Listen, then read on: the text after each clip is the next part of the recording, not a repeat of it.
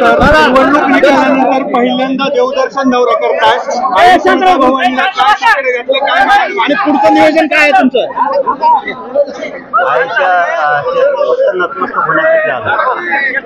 पाठीमागे खूप व्यवसाय आलो. दैवत आहे हिंदूचे धर्मातील आई तुळजाभवानी, कुलस्वामी नाही तुळजाभवानी कुलदैवत आहे. इथे दर्शनाला पंढरपूरला दर्शनाला प्रत्येक वेळेस आम्ही जातो येतो. असं काय नाही निवडणुकीचं काय नाही.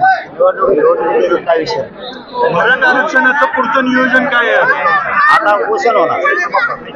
जबरदस्त सरकार स्थापन झाल्याच्या नंतर विधानसभाच्या निवडणुका झाल्या आणि या निवडणुकीचे बहुमत मिळाले त्याच्यावर कुठेतरी संशय व्यक्त केला जातो. ईव्हीएम बाबतीत त्याच्यावर संशय व्यक्त केला जातो. आपल्याला काय वाटतं त्याबाबत? खरंच ईव्हीएम याच्यामध्ये परिणामकारक ठरलं झालंय का? ते मला नाही माहित, कारण ज्यातलं माहित नाही त्यात बोलू नये. आणि मला ज्यातलं माहिती आहे ते सोडीत नसतं. मग मी पुढं कुणी असो. यांनी सांगितलं होतं की पुढचं निवेदन काय, तर पुढं आम्ही सामूहिक उपोषण करणार आहे. महाराष्ट्रातल्या घराघरातले मराठी अंतरवाली सामूहिक उपोषण आमरण उपोषण करणार आहे. एखाद्या वेळेस बहुतेक असंही होऊ शकतं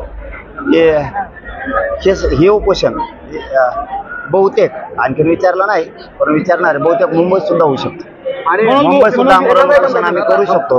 पण आता आधी समाजाला विचारणं आहे की सामूहिक उपोषण अंतरवालीतच करायचं, आमरण उपोषण आझाद मैदान मुंबईला सुद्धा करायचं. हे सुद्धा होऊ शकतं, शक्यता आहे. बहुतेक असं होऊ शकतं की मुंबईत सुद्धा होऊ शकतं, पण आधी समाजाला विचारा. दोन नावं मुख्यमंत्री पदासाठी सध्या रसिके सुरू दिसते. भाजपकडून देवेंद्र फडणवीस आहे तर एकनाथ शिंदे यांची माणसं आहे. आपल्या नेमका मनातील मुख्यमंत्री कोणाला आपला पाठिंबा असणार आहे? नाही, शेवटी काय असतं बघा, काही केलं तरी आम्हाला संघर्ष करावा लागणार आहे, लढावं लागणार आहे. कोणी आलं तरी, म्हणजे हे जरी आले असते तरी आमच्या वाट्याला तेच होतं आणि हे आले तरी पण तेच आहे. आमच्या चळवळीवर विश्वास आहे. कोणी झालं तरी मुंडकर पाय देऊन आरक्षण घ्या. फडणवीसला शुभेच्छा देणार, देवेंद्र फडणवीस यांना शुभेच्छा देणार का? अरे भाऊ देता खरी, कोण होत आहे कोण नाही का आधी शुभेच्छा देऊन काय करायचं? कोणाला त्यांच्यात नाराजी नाट्य सुरू आहे. काय वाटतं आपल्याला? राजकारणाशी आम्ही या मैदानातच नाहीये, त्यामुळे या राजकारणाच्या विषयावरती काय बोलून उपयोग नाही. पण एक मात्र खरं आहे की आम्ही आमच्या आमरण उपोषणावर सामूहिक आमरण उपोषण अंतरवल्य ठाम आहे.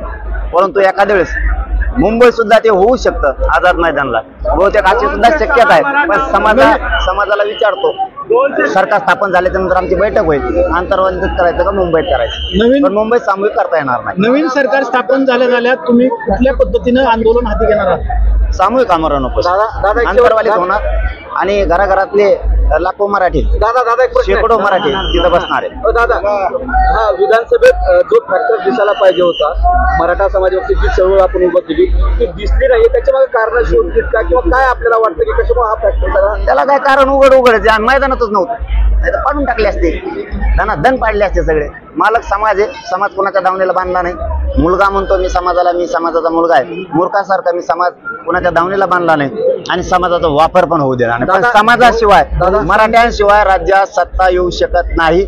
यांच्या सुद्धा माझं मराठीचे त्यांनी म्हणावं. एखाद्या आमदारांनी मराठी साथ नाही, मग बघा त्याला कसं गचुराला धरून बाहेर काढतात.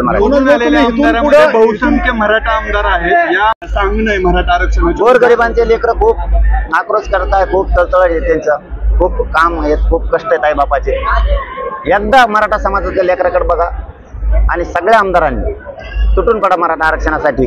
आणि यावेळेस मराठीत आणले पण ओबीसी बांधव सुद्धा यावेळेस मराठ्यांनी निवडून आणले. सगळ्यांनीच मराठा आरक्षणाकडे लक्ष द्यावं. आम्ही तसे खंबीर आम्ही लढणार. तुम्ही एक प्रयोग त्याच्यामध्ये केला होता, मुस्लिम समाजाला सोबत घ्यायचा मराठा समाजाला. हा कुठेतरी प्रयोग जो आहे तो घाटर म्हणून जो मेसेज गेला तो चुकीचा गेलाय का किंवा त्याचा परिणाम झाला असं वाटतं का? नाही, आता ते जुळलं नाही आमचं काय करू. जुळलं असतं तर सुपडा सापच केला असतं.